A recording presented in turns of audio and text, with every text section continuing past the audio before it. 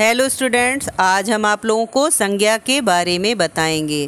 कैसे संज्ञा को पहचानते हैं, इसी बारे में हम आपको बताने जा रहे हैं। तो सबसे पहले आपको इसके लिए परिभाषा समझनी होगी कि आखिर संज्ञा है क्या, कैसे हम संज्ञा को पहचानेंगे। तो हम आपको ये बताएंगे कि संज्ञा की परिभाषा क्या है और उसके कितने भेद हैं। सबसे पहले देखते हैं परिभाषा। तो मेरे विचार से वे शब्द जो किसी व्यक्ति, वस्तु, स्थान के नाम, जाति, समूह और भाव का बोध कराते हैं, वे संज्ञा शब्द कहलाते हैं। क्लियर हो गया होगा। इसमें कोई भी वस्तु का नाम हो सकता है, ठीक है। पुस्तक हो सकती, कार हो सकती है, माली है, फूल है, भवन है, गांव है, शहर, कुछ भी हो सकता है, ठीक है। और स्थान का हो सकता है बोध, या जाति का हो सकता है। तो हमने अब परिभाषा क्या समझी कि वे शब्द जो किसी व्यक्ति, वस्तु, स्थान के नाम या जाति का या समूह का बोध कराते हैं, वे संज्ञा शब्द कहलाते हैं। क्लियर हो गया होगा।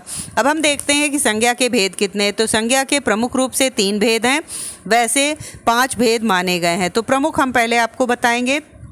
सबसे पहला है जातिवाचक संज्ञा।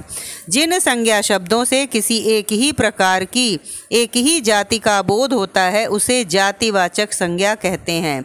जैसे कि हमने कहा कि पुस्तक, मेज, कुर्सी, है ना, इसमें कोई भी स्थान हो सकता है। वस्तु में जैसे अगर हमने कह दिया पुस्तककार, स्थान में गांव, शहर हो सकता है, या हमने कहा गाय, लड़का, पहाड़, नदी, ये सब जाति का बोध करा रहे हैं। दूसरा भेद है व्यक्तिवाचक संज्ञा। जिन संज्ञा शब्दों से किसी विशेष व्यक्ति, प्राणी, स्थान या वस्तु का बोध होता है, उसे व्यक्तिवाचक संज्ञा कहते हैं। जैसे हमने कहा, मान लो लखनऊ या महेश या नीता कहा, या किसी भी विशेष वस्तु का नाम ले लिया, या दिशाएं हमने ले ली, पूर्व, पश्चिम वगैरह। तो जैसे किसी एक विशेष जाति या विशेष नाम का बोध हो रहा है, या किसी समुद्र का नाम ले लिया, नदी का नाम ले लिया, तो ये सब हमारे व्यक्तिवाचक संज्ञा में आएंगे। जैसे हमने कहा श्याम, हरि, सुरेश, या गीता, रामायण या भारत, है ना, कोई भी हमने नाम ले लिया, हिमालय ले लिया, ये सब व्यक्तिवाचक संज्ञा कहलाएंगे। अब तीसरा भेद हम देखते हैं, भाववाचक संज्ञा। जिन संज्ञा शब्दों से किसी पदार्थ के गुण, दोष, अवस्था आदि का ज्ञान होता है, उसे भाववाचक संज्ञा कहते हैं। भाव का यानी हमें पता चले। जैसे हम कहते हैं कि मान लो अच्छाई, बुराई, बचपन, बुढ़ापा, लंबाई, गरीबी, कुछ भी अगर हम कहते हैं जिससे हमें भाव पता चले, वो भाववाचक संज्ञा होती है। जैसे हमने कहा मित्रता, शैतानी या मनुष्यता आदि हमने अगर कहा, तो ये सब भाववाचक संज्ञा हो जाएंगे। अब हम आपको 2 अन्य भेदों के बारे में भी बताएंगे, जिनमें समूहवाचक है और द्रव्यवाचक है।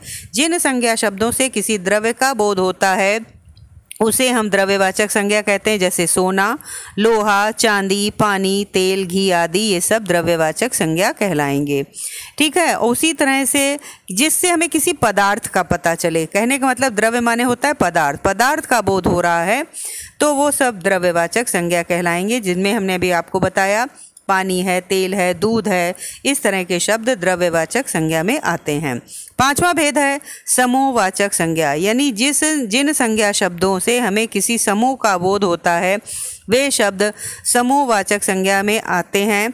जिनमें सेना, परिवार, मंडली, गुच्छा या कोई भी जो समूह का बोध करा रहे हैं, वे सभी शब्द आपके किस में आ जाएंगे, ये सब समूहवाचक संज्ञा में आएंगे। तो इस तरह से मैंने आपको 5 भेद बताए हैं, थोड़े थोड़े उदाहरण भी बताए हैं, जिनके माध्यम से आपको संज्ञा शब्दों का भली भांति ज्ञान हो गया होगा और इन्हें आप पहचानेंगे।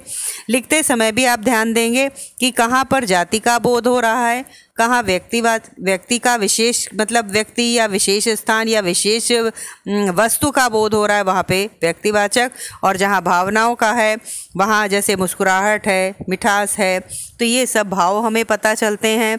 या कोई भी हमने कहा कि वृद्धावस्था या बाल्यावस्था, गरीबी, अमीरी, तो ये हमें भाव पता चल रहे हैं। यहाँ पे आप भाववाचक संज्ञा देंगे। और समूह और द्रव्य भी मैंने आपको बताए। तो मेरे विचार से आज के लिए इतना काफ़ी होगा।